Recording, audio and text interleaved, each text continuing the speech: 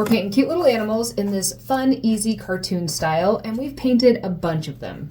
Can you guess what today's is going to be? Grab your watercolors and give them a spritz. Then I want you to take a clean brush and fill it with a nice light blue color. And we're going to make 2 circles that are about 1.5 to 2 circles apart from each other. If you want to practice some brush control, keep those wet and try to very carefully, using a bright green color, trace the insides of those without touching the outer wet circles. If that's too stressful for you today, you can always dry those circles before doing this part. After we have the insides traced, we're going to fill that in, and we're going to bring that up to kind of the top middle of the eye, bring it up and over to give it a little cap, and we're just going to make a straight line at the bottom of the eyes and make sure that whole thing is filled in. I'm also going to drop little bits of yellow in the green because I want some fun color variation. Then I'm going to leave a gap that's about the same size as from the bottom of the eyes to the top of the cap, and I'm going to make an elongated neck shape using that same color. If you want to get a little fancy, you could drop a little blue or a darker color towards the top to create a bit of shadow. Then it's time to let it dry or make it dry.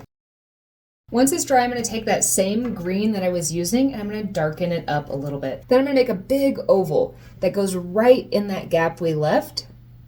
And I'm going to make sure it comes out a little bit further than the eyes. Again, I'm going to drop some color variation in there just to give it some fun. Wash my brush. Then I'm going to grab a black color and I'm going to make 2 smaller circles within those initial circles. I'm also going to grab just another fun color. I think I'm going to go back to that light blue color and I'm going to make some triangles leading up to the center of the head. Then again, let it dry or make it dry.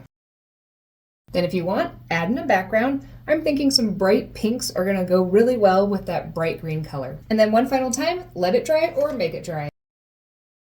Once it's dry, it's time for my personal favorite part, which is to grab a white gel pen and then outline everything.